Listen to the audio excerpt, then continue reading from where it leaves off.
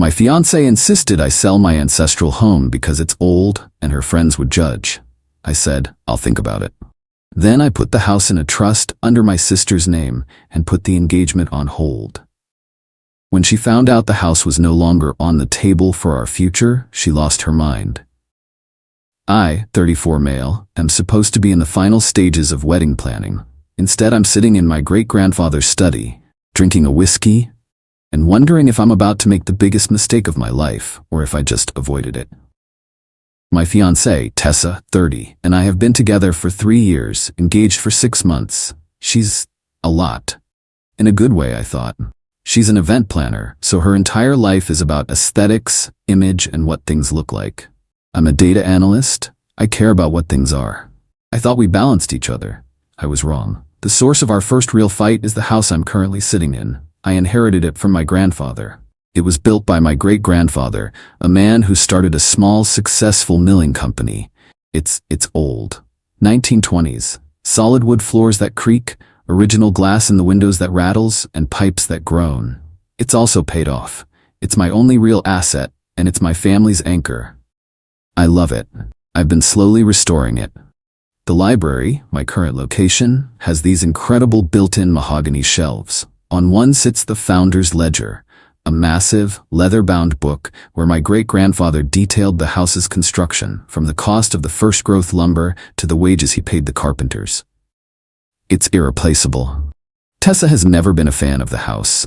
She calls it drafty. Last night, we were discussing the wedding budget when she just dropped it. Liam, honey, we need to have a serious talk about our living situation. What about it? I figured we'd have the carpets deep cleaned before you fully move in. No, sweetie. I mean, we can't live here. Not long term. I just stared at her. This is my home, Tess. It's paid for. It's our security. It's a teardown, Liam. The lot is amazing, but the house itself? It's just old. That's kind of the point? My friends, our friends, they're all buying new builds in those nice planned communities. What will they think when they come over here? The kitchen is tiny. The bathrooms are ancient. This is where it went off the rails. Who cares what they think? We live here. I care. Liam, they'll judge. They'll think we're, I don't know, poor or something. Or just weird poor. In a paid-off 3,000 square foot house. Because it has character. We could sell the lot for a fortune. We could take that money and build our dream house. Something new, something clean, something that doesn't smell like old books. She was looking at the library, at the founder's ledger. She wasn't just insulting my house, she was insulting my family, my history. She saw this place, this legacy, as a pile of cash to be liquidated for a generic box in a suburb. I felt cold, a kind of clarity I've never experienced. The woman I was about to marry was ashamed of my home. I needed to know how deep it went. You'd really make me sell my great-grandfather's house because your friends would judge? Sensing she was losing. No, not just that. For us, for our future. So we can have a fresh start, not in someone else's dusty old life. I looked at her, the woman I loved, and I lied. I'll think about it. She brightened immediately. Oh, good. I knew you'd see it my way. I already have a list of realtors we can talk to. She kissed me and went to bed, scrolling Zillow for new construction. I stayed in the library, and I thought about it for a long, long time. Then I made 2 phone calls. The first was to my sister, Qley, 36. She's a lawyer, an extremely sharp, protective one. Hey, Qley. Hypothetical. If I wanted to protect the house permanently, what are my options? From what? A natural disaster? From a potential future spouse who wants to sell it for a new build. She what? Liam, you call me right now. We talked for an hour. She explained what an irrevocable trust was.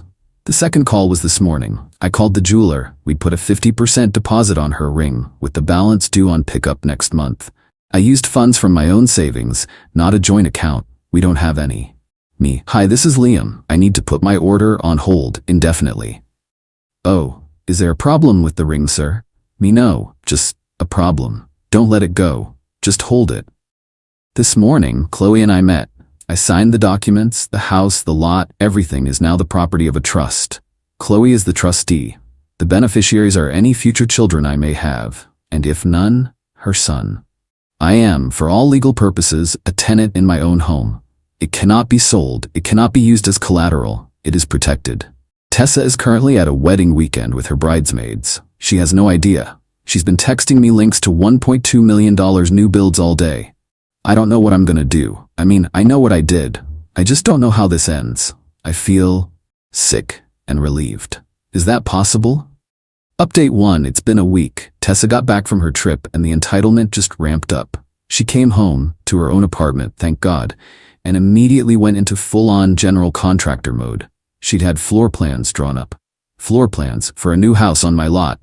She called me, bubbling. Tessa, honey, I had the best idea. We can live with my mom for the 6 months it takes to build. It'll be a little tight, but so worth it. I found a builder who can start demolition next month. Demolition. Yes, we have to act fast. I already have a realtor coming on Friday to appraise the lot value. I felt that same cold, sharp clarity from last week. She wasn't just suggesting anymore. She was executing. Tessa, we need to talk. Can you come over tonight? She showed up around 8 p.m. And she brought back up. Her mother, Barbara, 50, walked in with her, carrying a bottle of champagne. Barbara, Liam, we're here to celebrate. Tessa told me you're finally making a smart move. This old pile of sticks is an anchor, sweetie. You liquidate, you get that money working for you. It's what any smart man would do. Hello, Barbara. Actually, that's what I wanted to talk about. Please sit down. They sat on my creaky sofa. Tessa was practically vibrating.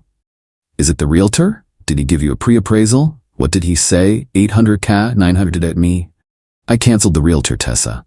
Her smile froze. What? Why? Liam, we have to move fast. And Barbara, I appreciate the financial advice, but this pile of sticks is my home, and it's not for sale. Now, Liam, don't be sentimental. A man has to provide, and Tessa deserves a home she isn't ashamed of. Ashamed. There was that word again. I'm glad you brought that up, Tessa. I can't sell the house. What do you mean you can't? It's your house, just call a realtor. Actually, it's not. Not anymore. I have never in my life experienced such a profound, immediate silence. It was like a vacuum. You what? I thought about what you said, about how it's an asset, and how it needed to be protected for the family. So I protected it. It's in an irrevocable trust now. My sister Qley is the trustee. Tessa just stared. Her face went pale. You gave away the house? You gave Tessa's future to your sister? I didn't give it to her. I put it in a trust to protect it from people who think it's just a pile of sticks to be liquidated. Tessa found her voice. It was shaky. You did this behind my back? You lied to me. I said I'd think about it, and I did. I thought about how my future wife called my family's legacy embarrassing, and I acted. Undo it. What? Call Qley. Tell her to undo it now. That's the funny thing about an irrevocable trust, Tessa. It can't be undone. Barbara stood up. This changes everything. The down payment. Tessa's future. You financially neutered yourself before your own wedding, you stupid boy. Mom, stop. Liam, honey, look at me. She tried to turn on the tears. This is a mistake. You were scared, I get it, but you have to fix this. Or what about us?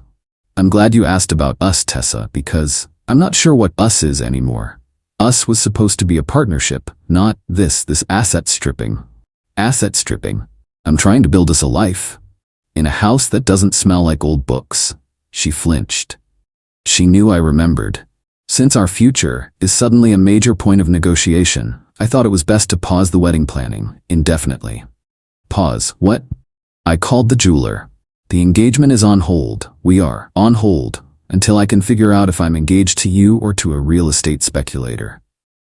Tessa just broke. It wasn't sad crying, it was rage. She grabbed one of my grandfather's antique and empty decanters and hurled it at the fireplace. It shattered.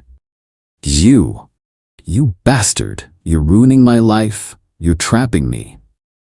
You will regret this, Liam. We will fix this. They stormed out. The front door slammed so hard a piece of plaster fell from the ceiling. I'm left standing in my creaky living room. I really did think she was the one. I feel hollow.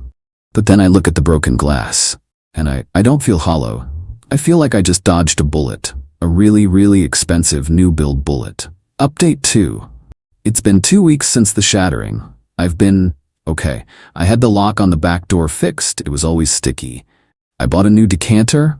I've been waiting for the other shoe to drop. It didn't just drop, it was a full-on boot to the head. The entitlement? I don't have words. First, the dirty tricks started. Trick 1, the office ambush. I got a call at my desk on Monday. It was the lobby security. Mr. My last name? There are 2 women here to see you. A Miss Tessa and a Miss Barbara. They say it's a family emergency.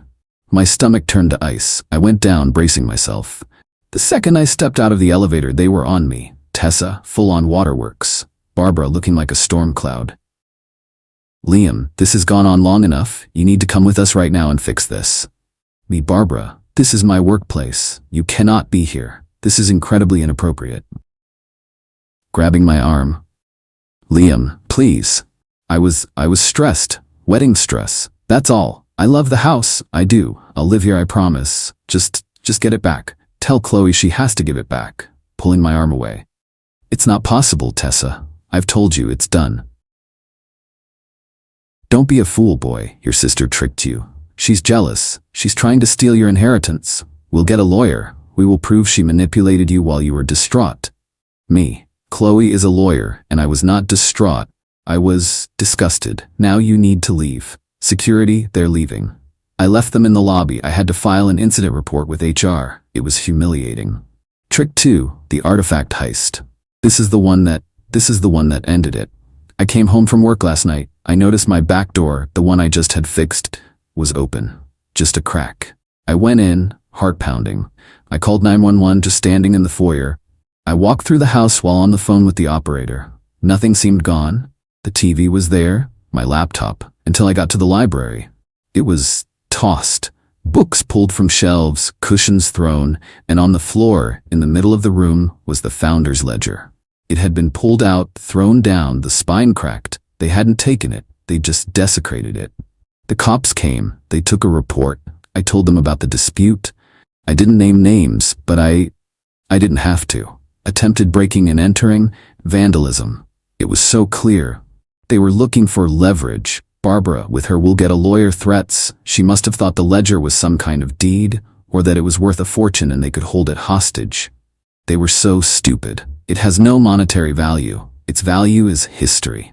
I wasn't sad anymore. I was just cold. This was an attack. After the cops left, I sat there for an hour, just looking at the cracked spine of that book. Then my phone rang.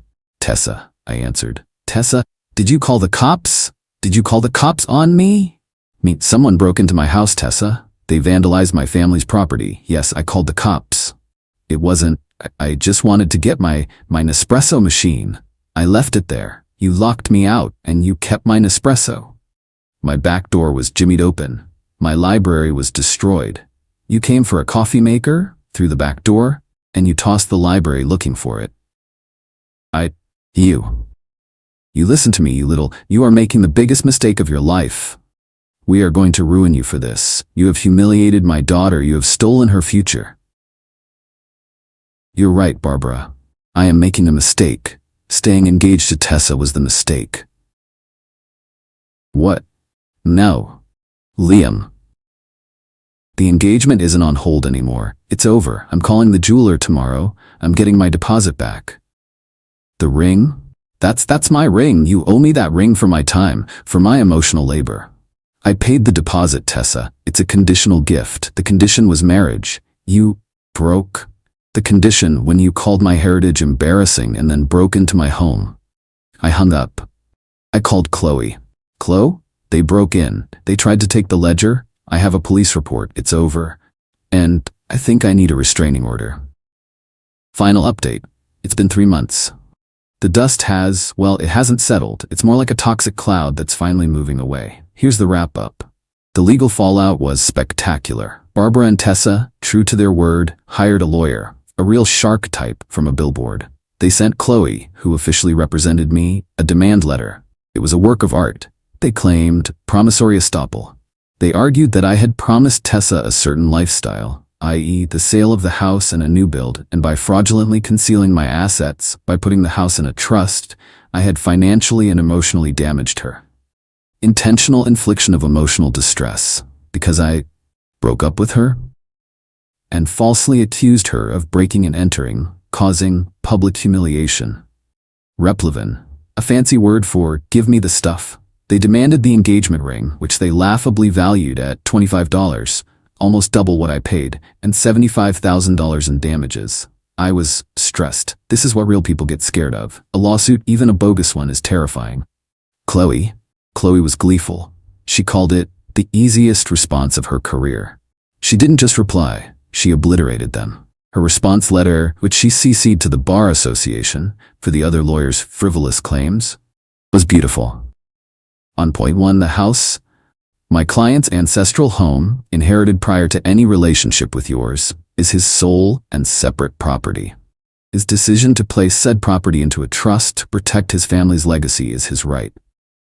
Your client's distress at not being able to liquidate her fiancé's heritage for a new build is not a recognized legal cause of action. It is, to use a legal term, tacky as hell. She really wrote that part. On point 2, the distress. The engagement was terminated after your client, by her own admission on a recorded phone call, which I'd taken post-B&E, attempted to gain unlawful entry to my client's home. The police report, case filed for breaking and entering and vandalism, is not an accusation. It is a statement of fact. The only humiliation present is your client's. On point 3, the ring. The ring was a conditional gift. The condition, marriage, was not met. My client has possession of the ring, as is his legal right. We have the receipt for the $16,500 he paid. And the counter threat. Furthermore, we have security footage from my client's workplace of your clients and Miss Barbara harassing him, causing him to file a formal complaint with his HR department. Should you be foolish enough to proceed with this frivolous, vexatious suit, we will not only countersue for full legal fees, but we will also file for a civil harassment restraining order against both your clients, using the police report and the workplace harassment incident as evidence. We will also be pursuing the cost of damages for the Jimmy lock and the 100-year-old antique ledger they damaged. We await your thoughtful reply. The shark lawyer dropped them within 24 hours. He sent Qley a one-sentence email. My clients will no longer be pursuing this matter. He probably realized, A, they had no case, and B, they had lied to him about the B&E. The silence after that was golden, but the natural consequences? Those were loud. I heard through a mutual friend, who profusely apologized for not seeing it, that Tessa is in a bad way. She had apparently been pre-spending against the sale of the house. She'd taken out new credit cards, bought a whole new wardrobe, and put a non-refundable deposit on a catering hall for the wedding. She is, apparently, somewhere in the ballpark of $30,000 in debt. She had to give up her apartment and move back in with Barbara. The friends she was so worried about, the ones who would judge, they dropped her. Fast. Turns out a 30-year-old woman in debt, living with her mom, and whining about her stolen house isn't on the guest list for brunch at the new builds. Barbara is apparently radioactive, telling anyone who will listen that I am a con artist who swindled them. As for me, it cost me about $6,000 in legal fees to Qley, family rate, still. And for the security system repairs, it stings. A lot. I sold the engagement ring, got $14 back, so I'm down $2,000, but I call that the idiot tax. I'm single. I'm not happy. I'm not celebrating, I'm at peace. This house, this creaky old house, it protected me. I put it in a trust to save it, and in the end, it saved me. It revealed exactly who Tessa was. Last night, I took the founder's ledger to a specialist bookbinder. He said he can fix the spine. He said the craftsmanship is remarkable. I'm just working on the house, fixing the plaster that fell, sanding the floors. It's quiet, it's my home, my legacy, and it's safe.